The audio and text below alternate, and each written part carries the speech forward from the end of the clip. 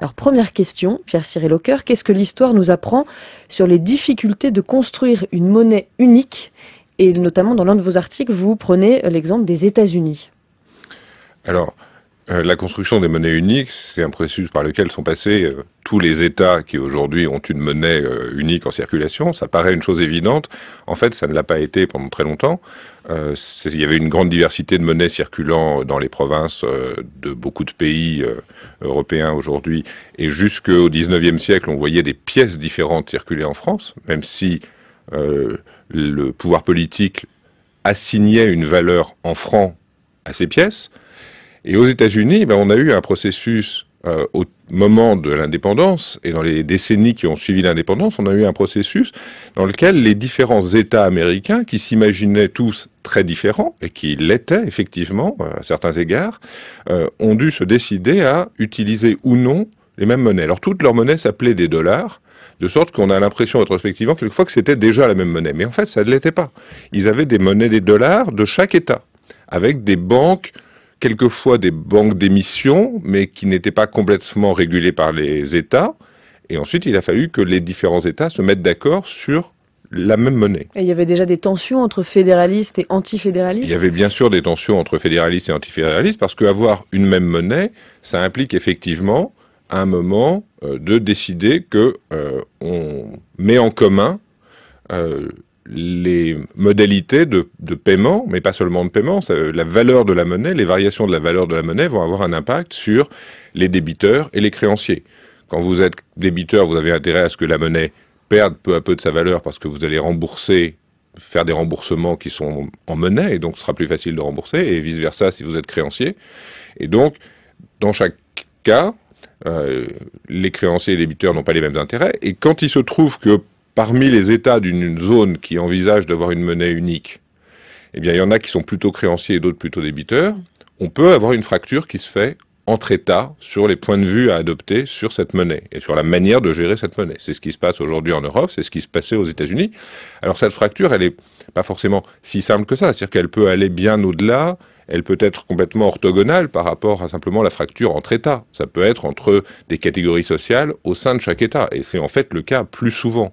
Mais évidemment, comme les systèmes politiques sont organisés sur des bases étatiques, on a tendance à faire émerger des différences entre États plutôt qu'entre créanciers et débiteurs de manière simple. Alors c'est en 1791 aux États-Unis qu'est créé un hôtel des monnaies pour frapper de nouvelles pièces fédérales, et c'est aussi à ce moment-là qu'on crée une banque fédérale. Est-ce que le fait de créer une banque fédérale génère automatiquement le fait de créer une dette fédérale, ou est-ce que c'est un vrai choix?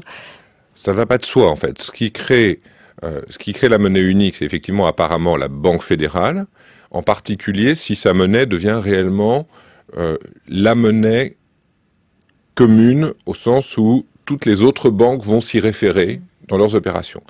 En réalité, aux États-Unis, ça ne va pas de soi. Au début, les différents États continuent à avoir des monnaies différentes, alors même qu'il y a une banque fédérale. Ce qui va réellement avoir l'effet d'unification, c'est la dette fédérale. Parce qu'en fait, toutes les banques vont se mettre à détenir en partie de la dette fédérale, et dès lors que cette dette est remboursée dans la monnaie fédérale, eh bien, tout le monde va se mettre à remplacer sa monnaie locale, des États fédérés, par la monnaie fédérale.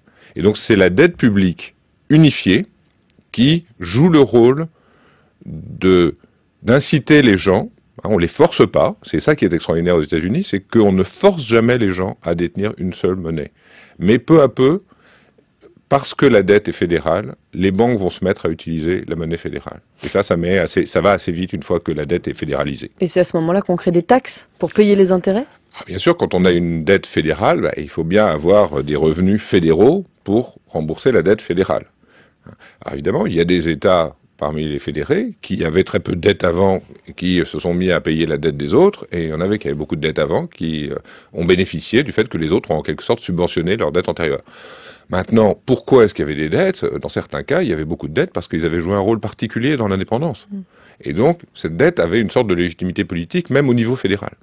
Donc chaque État avait une dette, sa dette respective, fragmentée, à des niveaux différents. Est-ce que c'est ça qui a rendu obligatoire la création d'une monnaie unique? C'était la conséquence logique. Quand on a unifié la dette, on avait par ailleurs décidé d'une monnaie fédérale, mais qui était juste une monnaie comme on a pensé à un moment lors de la monnaie européenne, on a pensé à créer une monnaie supplémentaire, qui ne se substituerait pas automatiquement, mais qui serait ajoutée aux monnaies nationales. C'est ce qui s'est passé aux États-Unis, en fait. Mais ce qu'on a observé, c'est que dès lors que la dette a été unifiée, eh bien, tout le monde s'est mis à utiliser la monnaie fédérale. Parce que les banques se sont rendues compte qu'elles y avaient intérêt pour être sûres de pouvoir toujours rembourser comme elles voulaient leurs déposants. Alors c'est en 1913 qu'est créée la Fed, la banque fédérale américaine. Est-ce que ça veut dire que les États-Unis d'Amérique sont vraiment nés à ce moment-là? C'est-à-dire que ce ne sont pas les grandes découvertes, c'est pas l'indépendance ou la conquête du Far West qui a créé les États-Unis, mais c'est la Fed en 1913, la création de la Fed qui serait l'équivalent du sacre de Charlemagne pour l'Europe. Non, je crois pas. La création de la Fed, c'est la traduction le caractère très tardif de la création de la Fed, c'est la traduction de l'antifédéralisme fort aux États-Unis. C'est-à-dire que pendant tout le 19e siècle, les États-Unis ont créé des banques centrales et les ont supprimées. À 2 reprises, on a créé une banque centrale et au bout de 20 ans, quand sa charte initiale expirait, eh bien, la Chambre des représentants s'est opposée à son renouvellement, de sorte que ces banques centrales ont disparu. Et chaque fois, c'est parce qu'on craignait un pouvoir excessif de cette banque centrale. Et la solution de 1913, c'est une solution d'une banque à la fois centrale et fédérale, au sens où il y a un certain nombre de banques de réserve dans des grandes zones des États-Unis qui ont une certaine autonomie pour agir en faveur de l'économie locale et en particulier du système bancaire local qui en est d'ailleurs actionnaire. Et puis il y a à Washington simplement ce qu'on appelle le Board of Governors, c'est-à-dire le comité qui réunit l'ensemble de ces gouverneurs des banques fédérées et qui définit la politique monétaire pour les États-Unis.